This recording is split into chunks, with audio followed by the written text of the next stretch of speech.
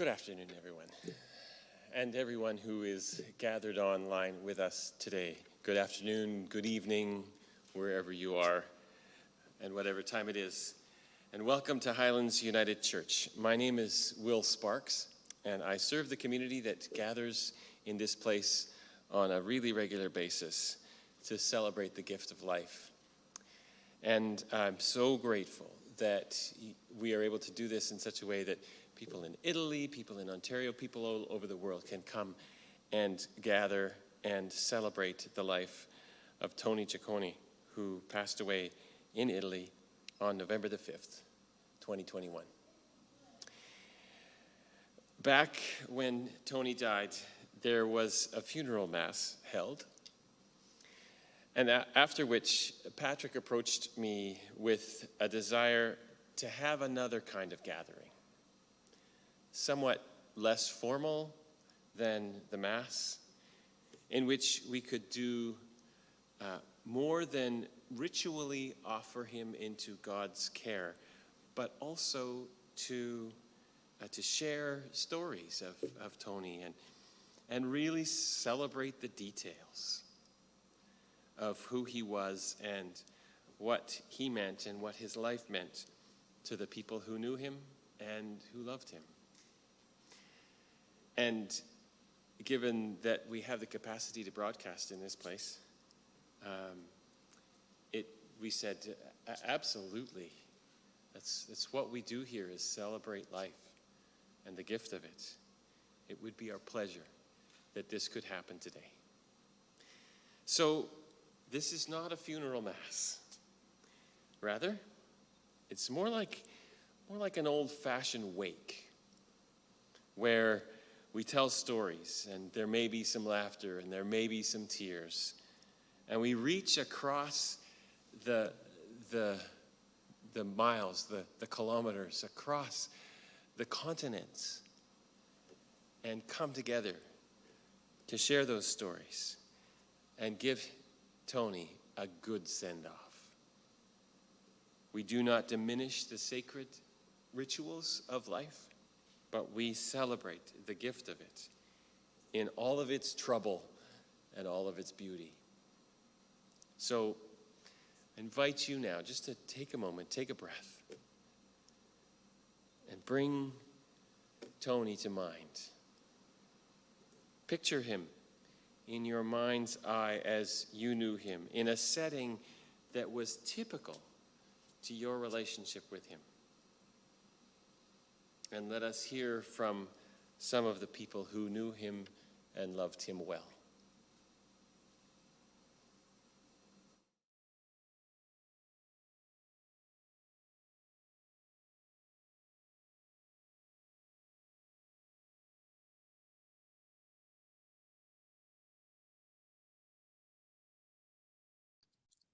Hello, my name is Wayne Schultz.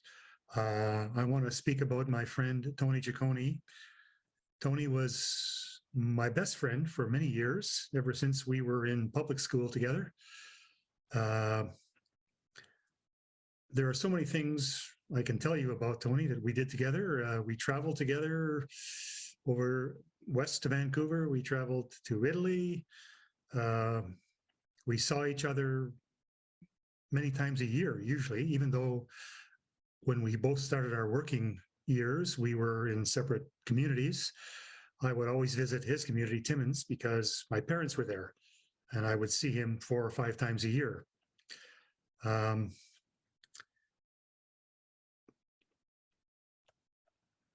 of the things I'd like to speak about, that Tony, one of his characteristics was his generosity. I can think of many occasions when,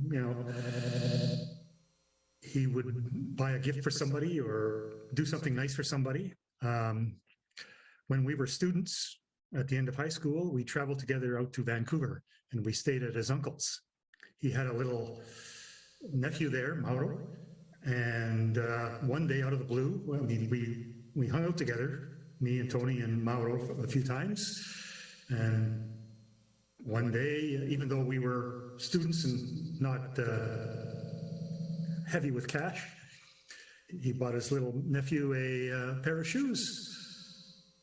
That's just one instance, just out of the blue. Didn't need the shoes, I don't think. His parents were completely capable of clothing their children.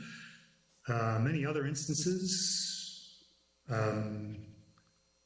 One time when Tony was here in Toronto visiting, and we were about to go to another friend's house. That friend had a young daughter, and Tony just out of the blue said, let's buy Lindsay something. Let's take something to give to Lindsay. And that's just another one of the many times that, he would always be thinking of other people, not worrying about himself. One of the most important, or one of the most things that stood out to me about with him is when I was visiting Timmins to see my parents, I would always obviously drop in on the Ciccone family.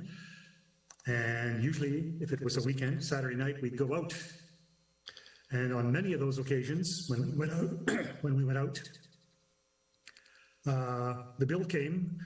Tony would not even think of letting me pay my part of the bill. He would always pay the bill,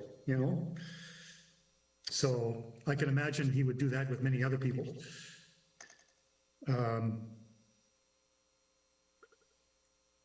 The other characteristic I liked about Tony was his positivity.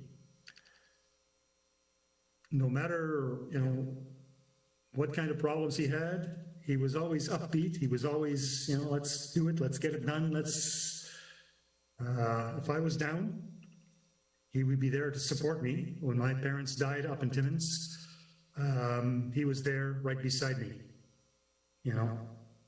hanging in there with me.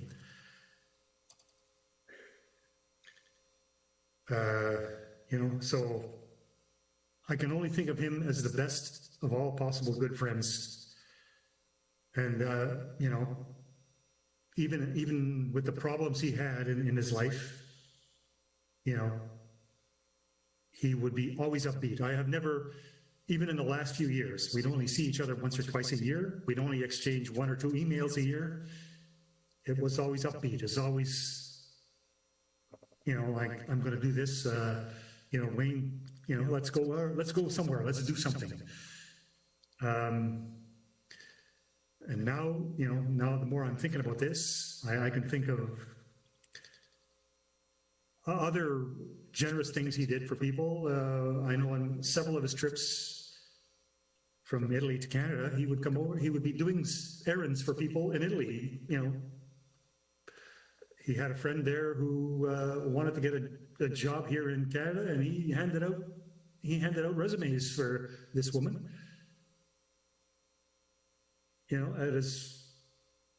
And I know he had other friends in Italy who he would do work for over here, investigating business opportunities, et cetera, et cetera. So I can only say, rest in peace, Tony, and wherever you are, I'm thinking of you, and I will always be thinking of you.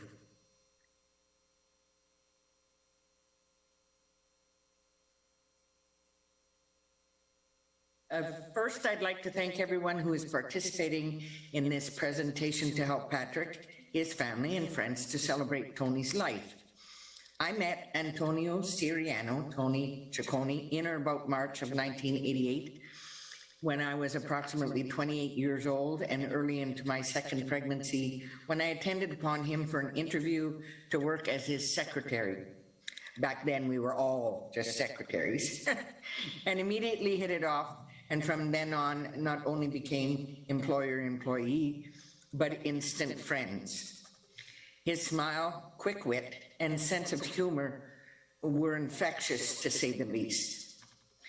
Shortly after my commencement, I had the pleasure of meeting his wife, Glenna, and their only child, Patrick. And as our friendships grew, and as did our bond, our families would often get together, mainly in their home in the summer evenings or on the weekends, where the children would run off swimming at the nearby lake or skiing in the winter, while we enjoyed a little drink of vino and enjoyed great food, conversation, and of course laughs. Tony and I had great laughs and would make Glenna and my husband Brian burst into laughter just listening to the two of us. We kept in touch over these last 33 years, which only made our friendship grow even more special. Tony would telephone or vice versa, and we would discuss our families and their adventures as they grew, including an always excited phone call of an additional grandchild on my end. On occasion, we would have the pleasure of his company when he would be in the area for a visit, which was truly special. Visits when it could include some of those grandchildren to meet him. Stories would be told, laughter, of course, and some vino. We would, of course, touch base on some hilarious news-related legal issues, which would bring us into a roar of laughter, and we would reminisce about our journeys together and how I was still working in this field, and his longtime comments that I should have just become a lawyer way back when.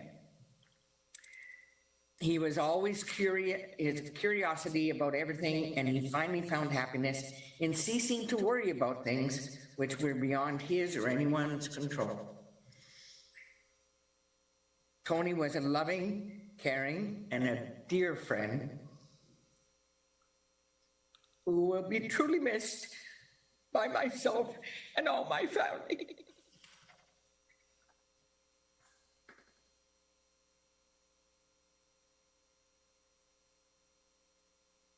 Hi there, my name is Bernice Adams, and Patrick has asked me to say a few words about his dad, Tony, and I was happy to oblige, as I have fond memories of Tony. So I met Tony back in 1991. I had relocated to Timmins to come to work for the law firm he worked for. And my station was right across the hall, or right across from Tony's door. And I always remember Tony as this little Italian gentleman with a quick wit and a ready smile. He was always happy, and I used to laugh because I always used to tell people that Tony would hold court every day. He would come to work very early. He was usually in by 5. By the time the rest of the staff would get here, he would usually have 5 or 6 people of gentlemen his own age, associates and that, and they would all be gathered in Tony's office, just kind of having a confab and drinking their coffee, and always used to amaze me that Tony could get in here so early all of the time. And one day in particular, his door was closed and I needed something from him. And I knocked on the door, and he yelled at me to come in. And I came in, and he was laying on the floor behind his desk. And I was a little taken back, but he assured me he was fine and was probably just catching up on some rest from being at work all of the time. But Tony was a wonderful man.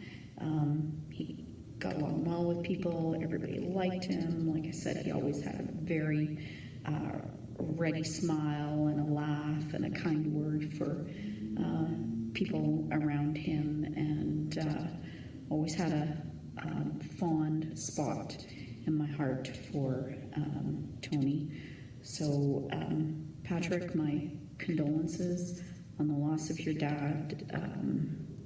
I'm sure he is irreplaceable in your heart, and my thoughts, of course, are with you. And I certainly hope that Tony is at peace. I had the opportunity to meet Tony in 2009 or 10, I don't remember very well right now. Tony was the father of one of my best friends, and time after time he became also a friend of mine. And I remember very well all the nights and days on which we had lunch, dinner together, and we talk about everything, about music, about literature, about life. And I remember also very well all the laughs we made together with Patrick and with Tony, of course. And when I had the sad news, I was, of course, very upset. And since was in the moment on which I was writing my latest book, I decided to make a dedication in memory of Tony. The book is a monography on an Hungarian-American guitar player named Gabor Szabo, and I want to tell you this funny story. Of course, when I had the sad news, I took the first plane. I was in Hungary at the time in order to come back in Italy to give Tony my latest tribute in person, of course. And when I went into the plane, the pilot told us that his name was Gabor Szabo, like the musician of my book. And so I think that Tony up into the sky wanted to give me my latest laugh in this particular moment, because to find an homonymy in this occasion was, of course, a coincidence, very funny. And of course, I want to tell to everybody that I miss him, and I will remember him with joy and with happiness.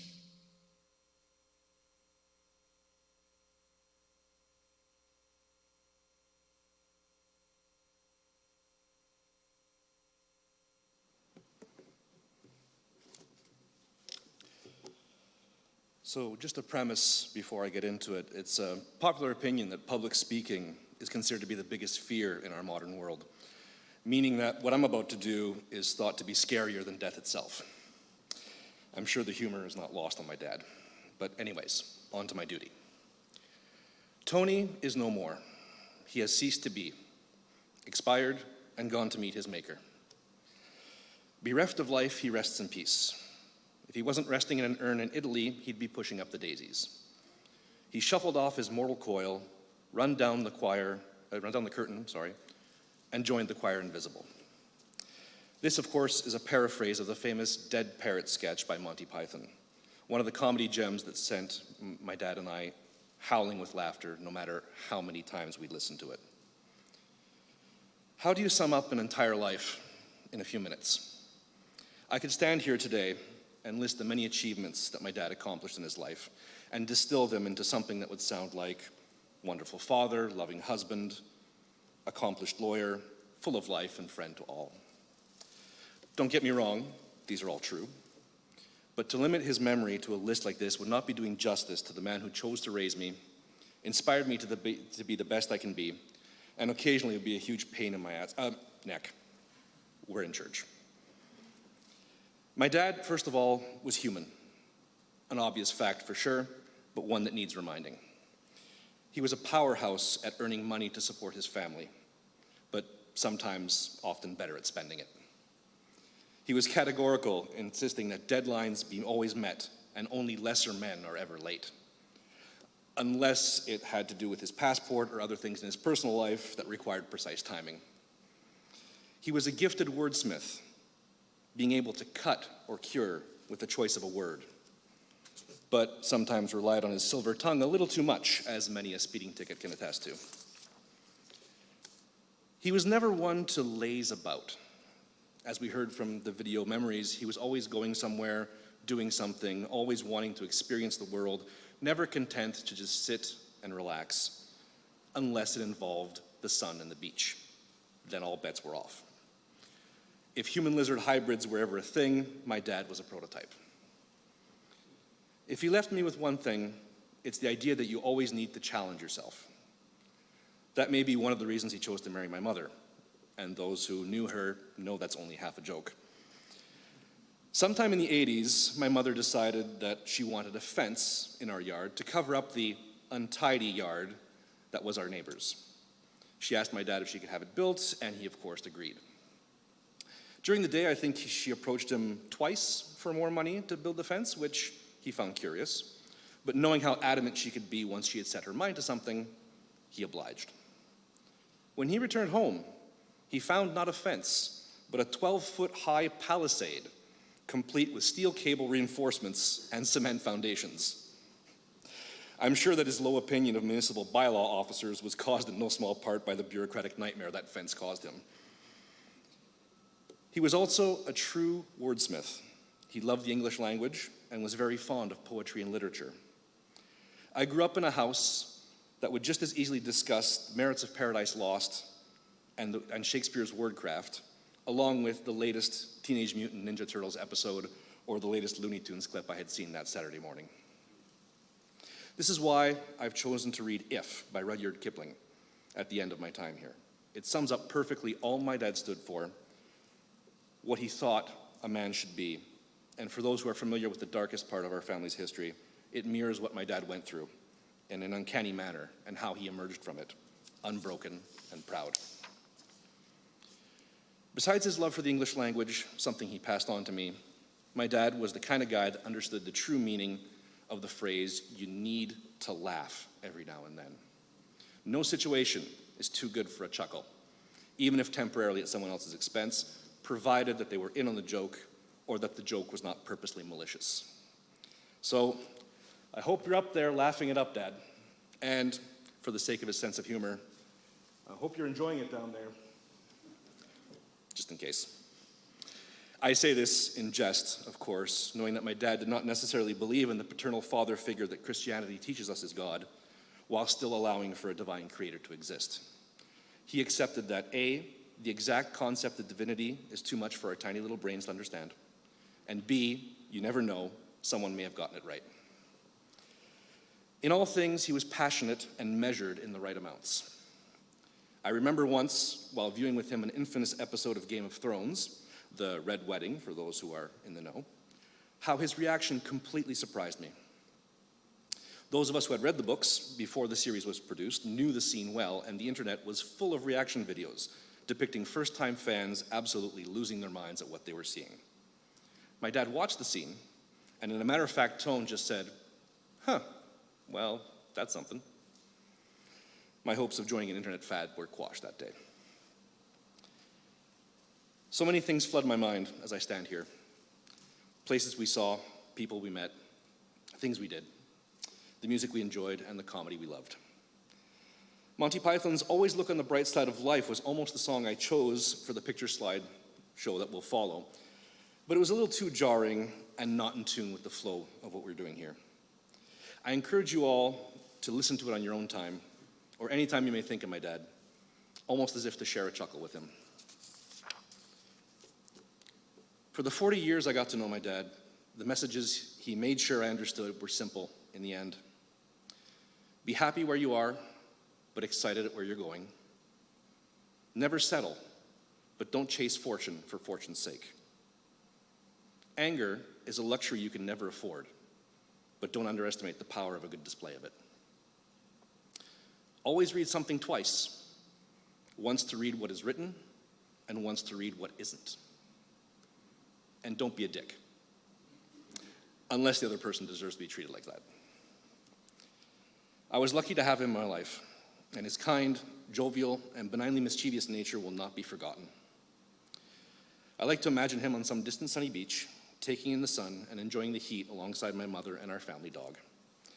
All the while telling me how I should get more sun and how I should exercise more. And, well, you know how parents can't help themselves sometimes. If, by Rudyard Kipling. If you can keep your head when all about you are losing theirs and blaming it on you, if you can trust yourself when all men doubt you, but make allowance for their doubting too, if you can wait and not be tired by waiting, or being lied about, don't deal in lies, or being hated, don't give way to hating, yet don't look too good, nor talk too wise. If you can dream and not make dreams your master, if you can think and not make thoughts your aim, if you can meet with triumph and disaster and treat those two imposters just the same, if you can bear to hear the truth you've spoken twisted by knaves to make a trap for fools, or watch the things you gave your life to broken and stoop and build them up with worn-out tools. If you can make one heap of all your winnings and risk it on one turn of pitch and toss and lose, and start again at your beginnings and never breathe a word about your loss. If you can force your heart and nerve and sinew to serve your turn long after they are gone, and so hold on when there is nothing in you except the will which says to them, hold on. If you can talk with crowds and keep your virtue, or walk with kings nor lose the common touch. If neither foes nor loving friends can hurt you, if all men count with you, but none too much. If you can fill the unforgiving minute with 60 seconds worth of distance run, yours is the earth and everything that's in it. And which is more, you'll be a man, my son.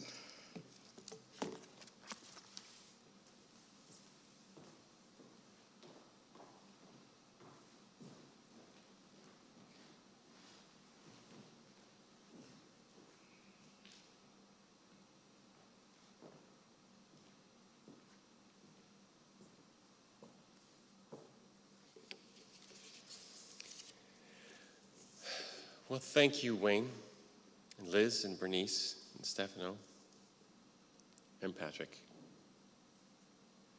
If you can get through the last line of if and hold your cool. Thank you all for your words, for your memories. I'm sure they stirred up some for the rest of us, which is all part of this thing we do, to celebrate a life and to give thanks. And now we come to the end of this time. And we acknowledge that just as with every life, there is an ending. These foundations for life are laid for us. We are born, we live our lives, and we die. And at the last, we must offer our loved ones into that great mystery beyond this life and entrust ourselves to the hands that made us. With gratitude, in hope, we commend Tony Ciccone into God's love and light. Thank you for being here. Thank you all for being here. Thank you for your part in his life. It matters. Go in peace. And we close with So Dies the Captain.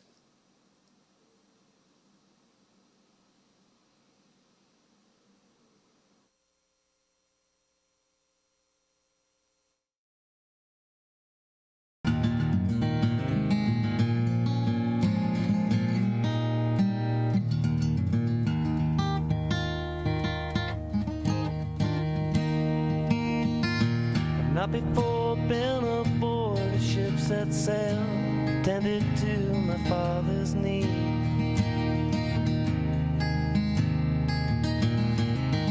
Quite a figure in his day, saw the world, conquered most of what he'd seen. Now the wind's gone out of his sail, and his mast is broken and dry, and the fire's gone out in the eyes of the captain. So dies my captain.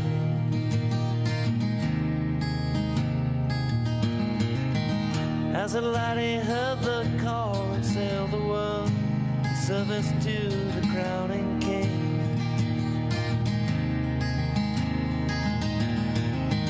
When in battle he stood tall as all the world crumbled down around him.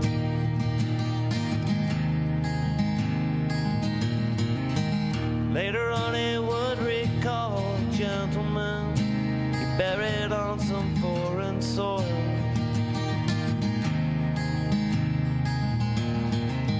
And he called them each by name so all the world might remember. Now the wind's gone out of his sail, and the fire's gone out of his eyes, and the ship's bell no longer rings for the captain. So dies my captain.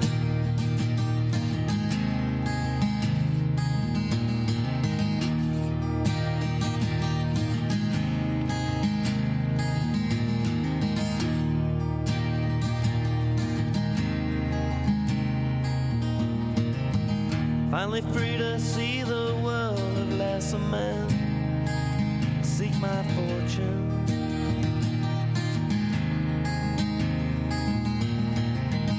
Lonely are my nights on watch as all the crew toast to our good fortune.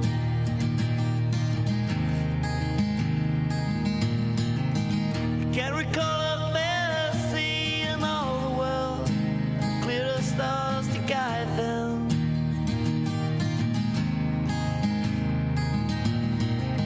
We revel in the spoils of war and toast their gods for all that they bestowed them.